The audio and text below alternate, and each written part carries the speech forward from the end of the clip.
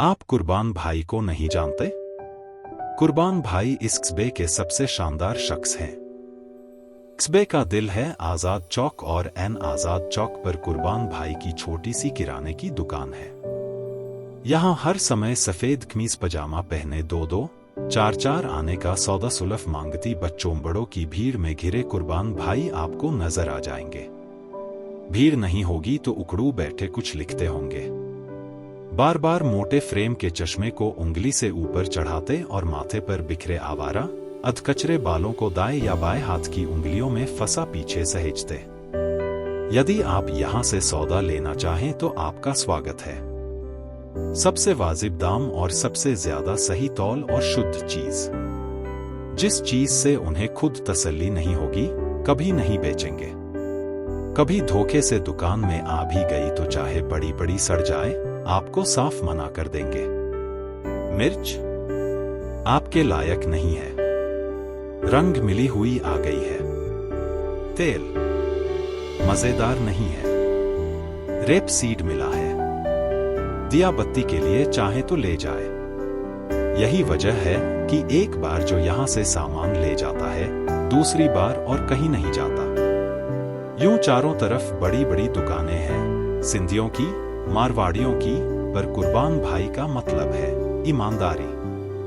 कुर्बान भाई का मतलब है उधार की सुविधा और भरोसा। लेकिन एक बात का ध्यान रखिएगा, जो सामान आप ले जा रहे हैं उसका लिफाफा या थैली बगैर देखे मत फेंकिएगा। मुमकिन है उस पर कोई खुददार या खूंखार शेर लिखा हो। ना जाने कितने लोग उनसे कह कहकर हार गए कि गले में एक कॉपी रख लें, शेर होते ही फौरन उसमें दर्ज कर लें। कुर्बान भाई सुनते हैं, सहमत भी हो जाते हैं, जो चीजें खो गई उन पर दुखी भी होते हैं, पर करते वही हैं। मेरा भी इस शानदार आदमी से इसी तरह परिचय हुआ।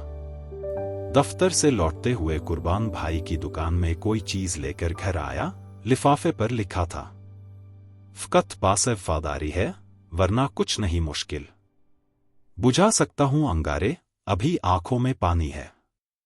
और यह आदमी आज भी चार आने के सौदे तौल रहा है।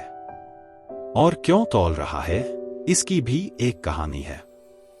कुर्बान भाई के पिता का अजमेर में रंग का लंबा चौड़ा कारोबार था। 2 बड़े बड़े मकान थे, हवेलियां कहना चाहिए। नया बाजार में खूब बड़ी दुकान थी। 12 नौकर थे। घर में बग्घी तो थी ही, एक बेबी ऑस्टिन भी थी जो सैर पर जाने के काम आती थी। संयुक्त परिवार था। पिता मौलाना आजाद के शहदाइयों में से थे। बड़े बड़े लीडर और शायर घर आकर ठहरते थे। कुर्बान भाई उस वक्त अलीगढ़ यूनिवर्सिटी में पढ़ रहे थे। न भविष्य की चिंता थी न बुढ़ापे का डर। मजे से जिंदगी गुजर रही थी। इश्क, शायरी, हॉस्टल, ख्वाब। आप सुन रहे हैं स्वयं प्रकाश जी द्वारा लिखित कहानी पार्टीशन। तभी पार्टीशन हो गया। दंगे हो गए, दुकान जला दी गई, रिश्तेदार पाकिस्तान भाग गए, 2 भाई कत्ल कर दिए गए। पिता ने सदमे से खटिया पकड़ ली और मर गए। नौकर घर की पूंजी लेकर भाग गए। बचे खुचों को लेकर अपनी जान लिए कुर्बान भाई नागौर चले गए। वहां से मेरता से टोंक। कहां जाए, कहां सिर छिपाए? क्या पाकिस्तान चले जाए? नहीं गए, क्योंकि जोश नहीं गए, क्योंकि सुरैया नहीं गई, क्योंकि कुर्बान भाई को अच्छे लगने वाले बहुत से लोग नहीं गए। तो कुर्बान भाई क्यों जाते? धीरे धीरे घर की बिकने लायक चीजें सब बिक गईं और कहीं कोई काम, कोई नौकरी नहीं मिली, जो उस दौर में मुसलमानों को मिलना बेहद मुश्किल थी। तिस पर हुनर कोई जानते नहीं थे, तालीम अधूरी थी। आखिर एक सेठ के यहाँ हिसाब लिखने का काम करने लगे, लेकिन अपनी आदर्शवादिता, ईमानदारी, दयानतदारी, शराफत आदि दुर्गुणों के कारण जल्द ही निकाल दिए गए। लेकिन मालिक होने का ठसका एक बार टूटा तो टूटता चला गया। स्थिति यह थी कि हिंदुओं में निभने की कोशिश करते तो शको शुबहे की बर्छियों से छेद दिए जाते और मुसलमानों में खपने की कोशिश करते तो लीगियों के धार्मिक उन्माद का जवाब देते देते टूक टूक हो जाते। उतरते गए मजदूरी तक, हमाली तक, छुटपुट कारीगरी तक, इंसानियत तक। नए नए काम सीखे। मजबूरी सिखा ही देती है। साइकिल के पंक्चर जोड़े, पीपों कनस्तरों की झालन लगाई, तालेचतरिया लालटेने ठीक कहीं, चुनरी बंधेज की रंगाई में काम किया, हाथी दांत की चूड़ियां काटी, शहर दर शहर। अब हमला सांप्रदायिक उन्माद का नहीं, मशीन का हो रहा था, जो चीज पकड़ते धीरे धीरे हाथ से फिसलने लगती। धक्के खाते खाते पता नहीं कब कैसे यहाँ इस कस्बे में आ गए और एक बुजुर्ग नमाजी मुसलमान से 50 रुपए उधार लेकर एक दिन यह दुकान खोल बैठे। कुछ पुड़ियों में दाल चावल, माचिस, बीड़ी सिगरेट को भी चॉकलेट। क्या बताऊं, किस तरह बताऊं?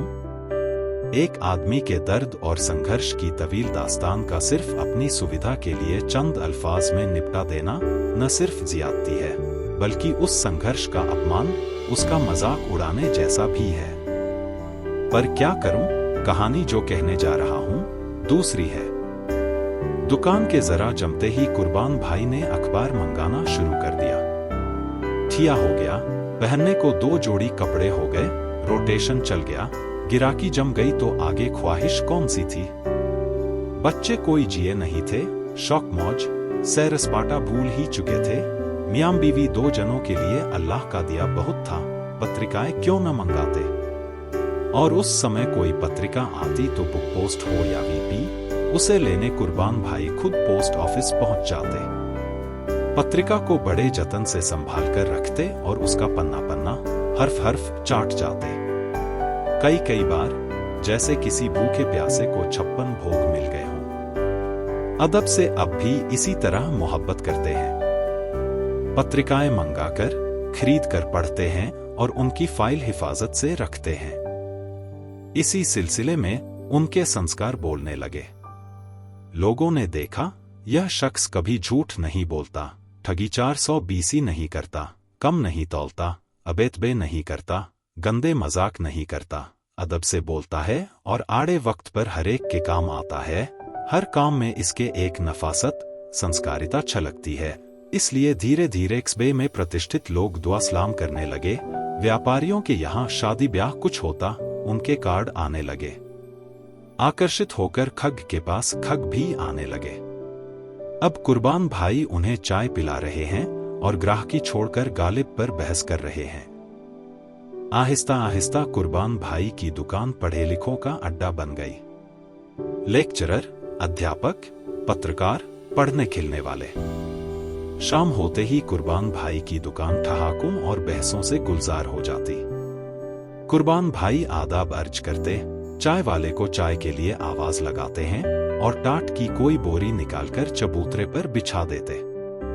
ग्राहकी भी चलती रहती, बहसें भी, ठहाके भी, और बीच बीच में इसमें भी संकोच नहीं करते कि किसी को छाबड़ी पकड़ाकर दूर रखे थैले से किलो भर साबुत मिर्च भरने में पिसे नमक की थैली निकाल देने या 10 चीजों का टोटल मिला देने जैसा काम पकड़ा दे। बड़ा मजेदार दृश्य होता कि अंग्रेजी साहित्य का व्याख्याता सड़क पर खड़ा फटक फटक कर लहसुन के छिलके उड़ा रहा है, या प्रांतीय अखबार का संवाददाता उकड़ू बैठकर चबूतरे के नीचे रखी बोरी से मुल्तानी मिट्टी निकाल रहा है, या इतिहास के वरिष्ठ अध्यापक। हम लोगों के संपर्क से कुर्बान भाई बदलने लगे। उन्हें पहली बार महसूस हुआ कि उनकी एक अदबी शख्सियत भी है। हमने उनसे उर्दू सीखी, उनकी लाइब्रेरी, जो काफी समृद्ध हो गई थी, को तरतीब दी, रिसालों की जिल्दें बनवाईं और उस लाइब्रेरी का खूब लाभ उठाया। हम लोग कुर्बान भाई को पकड़ पकड़ कर मुशायरों नशिस्तों में ले जाने लगे। हमने उन्हें ऐसी पत्रिकाएं दिखाईं जैसी उन्होंने पहले कभी देखी थी, ऐसे लेखकों कवियों के बारे में बताया जो सिर्फ उनकी कल्पना में ही थे, ऐसे शायरों की रचनाएं सुनाई जो साकी शराब वगैरह को कब का अलविदा कह चुके थे, और ऐसी राजनीति से उनका परिचय कराया जिसके बारे में उन्होंने अब तक सिर्फ उड़ती उड़ती बातें ही सुनी थी। उनके दिमाग में भी काफी मजहबी कबाड़ भरा हुआ था। शुरू से प्रबुद्ध होने के बावजूद हम झाड़ लेकर पिल पड़े।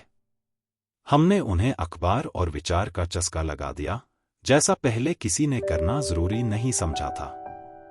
नतीजा यह निकला कि वे हफ्ते में एक रोज छुट्टी रखने लगे, रात को खाने के बाद हमारे साथ घूमने जाने लगे, अपने अतीत के बारे में सोच सोचकर गुस्से में भरे रहने की बजाय भविष्य की तरफ देखकर कभी कभी चहकने भी लगे और हमारे नजदीक से नजदीकतर होने लगे।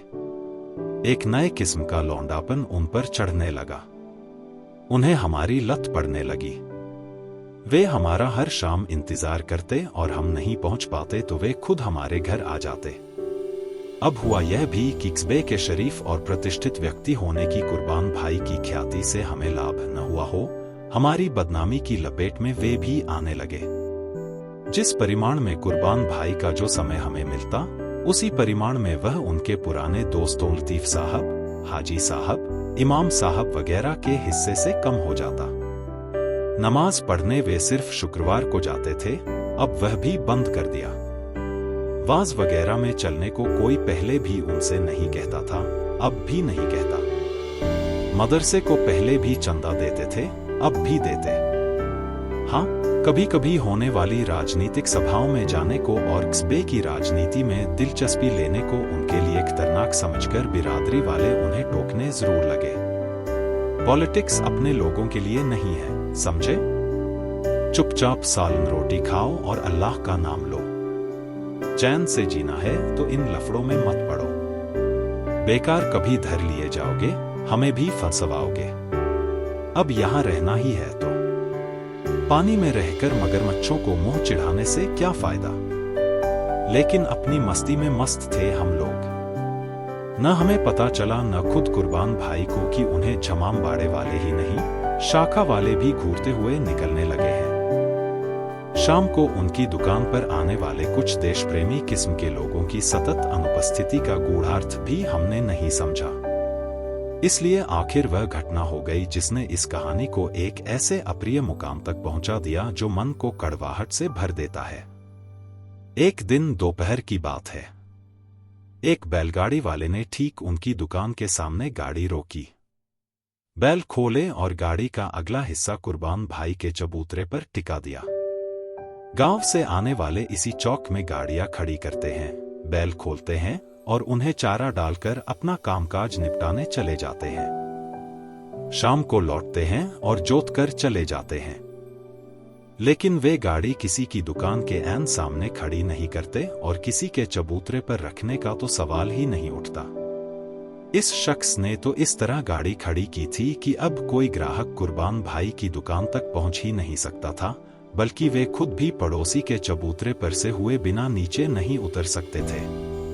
गाड़ी वाला वकील उकचंद का हाली था और कुर्बान भाई को मालूम था कि अभी वह गाड़ी खड़ी करके गया और शाम को ही लौटेगा। कुर्बान भाई ने उससे गाड़ी जरा बाजू में खड़ी करने और बैलों को किनारे बांध देने को कहा। उसने अनसुनी कर दी। कुर्बान भाई ने फिर कहा तो एक नजर उन्हें देखकर अपने रास्ते चल पड़ा। कुर्बान भाई ने खुद उठकर चबूतरे पर टिके उसकी गाड़ी के अगले छोर को उठाया और गाड़ी को धक्काकर, लेकिन तभी उस आदमी ने कुर्बान भाई का गिरेबान पकड़ लिया और गालियां बकने लगा और कुर्बान भाई का चश्मा नोच लिया और धक्का मुक्की करने लगा। ठीक इसी समय कोर्ट से लौटते वकील उकचंद उधर से गुजरे और उन्होंने आवाज मारकर पूछा, क्या हुआ रे गोम्या? गोम्या बोला, महने कूट, यानी मुझे मार रहा है। वकील उकचंद ने पूछा, कौन? गोम्या बोला, ये मियो। आप सुन रहे हैं स्वयं प्रकाश जी द्वारा लिखित कहानी पार्टीशन। कुर्बान भाई सन्न रह गए। बात समझ में आते आते भीतर हचमचा गए। आंखों के आगे तारे नाचने लगे। वहीं जमीन पर उकड़ू बैठ गए और सिर पकड़ लिया। अंधेरे का एक ठोस गोला कलेजे से उठा और हलक में आकर फंस गया। बरसों से जमी रुलाई एक साथ फूट पड़ने को जोर मारने लगी। यह क्या हुआ? कैसे हुआ? क्या गोम्या उन्हें जानता नहीं? एक ही मिनट में वह कुर्बान भाई से मियां कैसे बन गए? एक मिनट भी नहीं लगा। बरसों से तिल तिल मरकर जो प्रतिष्ठा उन्होंने बनाई, हर दिन हर पल जैसे एक अग्नि परीक्षा से गुजरकर जो सम्मान, जो प्यार अर्जित किया, हर दिन खुद को समझाकर कि पाकिस्तान जाकर भी कोई नवाबी नहीं मिल जाती, जैसे हैं यही मस्त हैं, अल्लाह सब देखता है, जाने दो जोश को, डूबने दो सुरैया का सितारा, भुला देने दो दोस्तों को, लुट जाने दो कारोबार को, झूठे बदमाशे के क्विज़े में चली जाने दो हवेलियां, गुमनाम पड़ी रहने दो भाइयों की करे, दफना दो भरे पूरे घर का सपना, शायद कभी फिर अपना भी दिन आए, तब तक सब्र कर लो। क्या क्या कीमत रोज चुकाकर क्स्बे में थोड़ा सा अपनापन, थोड़ी सी सामाजिक सुरक्षा, थोड़ा सा आत्मविश्वास, थोड़ी सी सहजता उन्होंने अर्जित की थी, और कितनी बड़ी दौलत समझ रहे थे इसको, और लो, तिल तिल करके बना पहाड़ एक फूंक में उड़ गया। एक जाहिल आदमी, लेकिन जाहिल वो है या मैं 1 मिनट भर में कुर्बान भाई से मियां हो जाऊंगा, यह कभी सोचा क्यों नहीं। अपनी मेहनत का खाते हैं, फिर भी ये लोग हमें अपनी छाती का बोझ ही समझते हैं। यह बात कभी नजर क्यों नहीं आई? पाकिस्तान चले जाते तो लाख गुर्बत बर्दाश्त कर लेते, कम से कम ऐसी ओछी बात तो नहीं सुननी पड़ती। ऐफ है, धिक्कार है, लानत है ऐसी जिंदगी पर। अल्लाह या अल्लाह। वकील ऊखाचंद गोमिया हाली को समझाते बुझाते साथ ले गए, गाड़ी बैल वहीं छोड़ गए। अड़ोसियों पड़ोसियों ने कुर्बान भाई को संभाला। उनकी बत्ती सी भिंच गई थी और होठों के कोनों से झाग निकल रहे थे। लोगों ने गाड़ी बैल हटाए, कुर्बान भाई को चबूतरे पर लिटाया, हवा की, मुंह पर ठंडे पानी के छींटे दिए। वकील ऊखाचंद को गालियां दी, कुर्बान भाई को आश्वस्त करने का प्रयत्न किया। उन्हें क्या मालूम था कुर्बान भाई के भीतर क्या टूट गया, अभी अभी, जिसे उन्होंने इतने बरस नहीं टूटने दिया था। अंदर की चोट दिखाई कहां देती है। लोग इकट्ठे हो गए, सारे क्स्बे में खबर फैल गई। जिसको पता चलता गया, आता गया। हम लोग भी पहुंच गए। अब 20 लोग थे और 20 बातें। काफी देर फन्नाने फुफकारने के बाद तय हुआ कि यह बदतमीजी चुपचाप बर्दाश्त नहीं करनी चाहिए, थाने में रपट लिखानी चाहिए। लिहाजा चला जुलूस थाने पर। रास्ते में किसी को पेशाब लग गया, किसी को हगास। थाने पहुंचते पहुंचते सिर्फ हम लोग रह गए कुर्बान भाई के साथ। थानेदार नहीं थे, अभी अभी मोटरसाइकिल लेकर कहीं निकल गए। मुंशी था, मुंशी ने रपट लिखने से साफ इनकार कर दिया। क्यों न करता? थानेदार के पास पहले ही वकील ऊखचंद का टेलीफोन आ चुका था। वकील ऊखचंद सत्ता पार्टी के जिला मंत्री थे। कुर्बान भाई कौन थे? हम लोग कौन थे? आधे घंटे तक हुज्जत और 1.5 घंटे तक थानेदार की प्रतीक्षा करने के बाद अपना सा मुंह लेकर लौट आए। शाम को फिर आएंगे। शाम को हम लोगों के सिवा दुकान पर कोई नहीं पहुंचा, और हम लोगों के साथ थाने चलने का जरा भी उत्साह कुर्बान भाई ने नहीं दिखाया। दुकानदारी ने उन्हें जैसे एकदम व्यस्त कर लिया, जैसे हमसे बात करने का भी समय नहीं। एक अपराध बोध के तहत हम भी कुर्बान भाई से कटकते रहने लगे। हालांकि घटना इतनी बड़ी नहीं थी जिसे तूल दिया जाए। थानेदार तो क्या, कोई भी होता, खुद पुलिस उलिस के चक्कर में पड़ने के बजाय जो हो गया उसे एक जाहिल आदमी की मूर्खता मानकर भूल जाने को तैयार हो जाता। पर हमें लग रहा था हमारे दोस्त पर हमला हुआ और हम कुछ नहीं कर सके, किसी काम नहीं आ सके। यह भी लग रहा था कि ज्यादा उत्साह दिखाया तो कुर्बान भाई के लिए और मुसीबतें खड़ी हो जाएंगी, हम कुछ नहीं कर पाएंगे। यह भी लग रहा था कि जो हुआ उसमें पुलिस से हस्तक्षेप और सहायता की उम्मीद बेकार है। इसका मुकाबला राजनीतिक स्तर पर ही किया जा सकता है, जिसके लिए जल्दी से जल्दी अपनी शक्ति बढ़ानी चाहिए, 5 से 50 हो जाना चाहिए। लेकिन यह सब बहानेबाजी थी। सच यह है कि कुर्बान भाई को एकदम अकेला छोड़ दिया था। शायद हम उनकी तकलीफ को शेयर कर ही नहीं सकते थे, पर हमें कोशिश जरूर करनी चाहिए थी। कुर्बान भाई की दुकान पर कई दिन पहले का सा रंगतदार जमावड़ा नहीं हुआ। वह बुझे बुझे से रहते थे, बहुत कम बोलते थे और हमें देखते ही दुकानदारी में व्यस्त हो जाते थे। वे घुट रहे थे और घुल रहे थे, पर खुल नहीं रहे थे। हम उन्हें नहीं खोल पाए। एक दिन जब मैं पहुंचा, मेरी तरफ उनकी पीठ थी। किसी से कह रहे थे, आप क्या खाक हिस्ट्री पढ़ाते हैं? कह रहे हैं पार्टीशन हुआ था। हुआ था नहीं, हो रहा है, जारी है, और मुझे देखते ही चुप होकर काम में लग गए। इस कहानी का अंत अच्छा नहीं है। मैं चाहता हूं कि आप उसे नहीं पढ़े, और पढ़े तो यह जरूर सोचें कि क्या इसका कोई और अंत हो सकता था? अच्छा अंत अगर हो तो कैसे? बात बस यह बची है कि कई दिन बाद जब एक दोपहर में आजाद चौक से गुजर रहा था, जिसका नाम अब संजय चौक कर दिया गया था, और वह शुक्रवार का दिन था, मैंने देखा कि कुर्बान भाई की दुकान के सामने लतीफ भाई खड़े हैं और कुर्बान भाई दुकान में ताला लगा रहे हैं और उन्होंने टोपी पहन रखी है और फिर दोनों मस्जिद की तरफ चल दिए हैं। आप सुन रहे थे स्वयं प्रकाश जी द्वारा लिखित कहानी पार्टीशन।